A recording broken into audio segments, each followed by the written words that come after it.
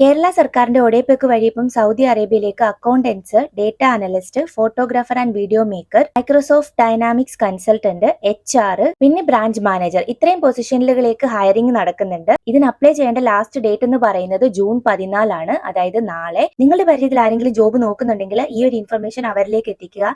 നാളെയാണ് ഇത് അപ്ലൈ ചെയ്യേണ്ട അവസാനത്തെ തീയതി. അപ്പൊ ഇതിന്റെ ഡീറ്റെയിൽസ് നമുക്കൊന്ന് നോക്കാം. odepec.kerala.gov.in എന്നുള്ള വെബ്സൈറ്റിൽ വന്നു കഴിഞ്ഞാൽ നിങ്ങൾക്ക് ഈ ഒരു ജോബ് കാണാൻ വേണ്ടിയിട്ട് പറ്റും. അപ്പൊ അതിന്റെ ഡീറ്റെയിൽസ് നമുക്ക് നോക്കാം കേട്ടോ. ജെൻഡർ പ്രിഫറൻസ് മെയിൽ ആണ്. എക്സ്പീരിയൻസ് 2 to 5 ഇയേഴ്സ് ആണ് പറഞ്ഞിരിക്കുന്നത്.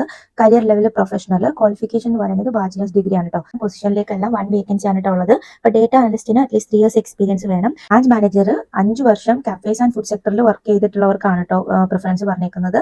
അതുപോലെ എക്സിക്യൂട്ടീവ് HR-ന് 5 വർഷം എക്സ്പീരിയൻസ് പറഞ്ഞിട്ടുണ്ട്. ഫോട്ടോഗ്രാഫർ ആൻഡ് വീഡിയോ പ്രൊഡ്യൂസറിന് ഡിപ്പെൻസ് ഓൺ ദി സ്കില്ലാണ് പറഞ്ഞിരിക്കുന്നത്. ടീച്ചിങ് അക്കൗണ്ടിന് 3 ഇയേഴ്സ് ഓഫ് എക്സ്പീരിയൻസും കോസ്റ്റ് അക്കൗണ്ടിന് 3 ഇയേഴ്സ് ഓഫ് എക്സ്പീരിയൻസ്, പബ്ലിക് അക്കൗണ്ടിന് 5 ഇയേഴ്സ് ഓഫ് എക്സ്പീരിയൻസ് ആണ് പറഞ്ഞിരിക്കുന്നത്. അതുപോലെ മൈക്രോസോഫ്റ്റ്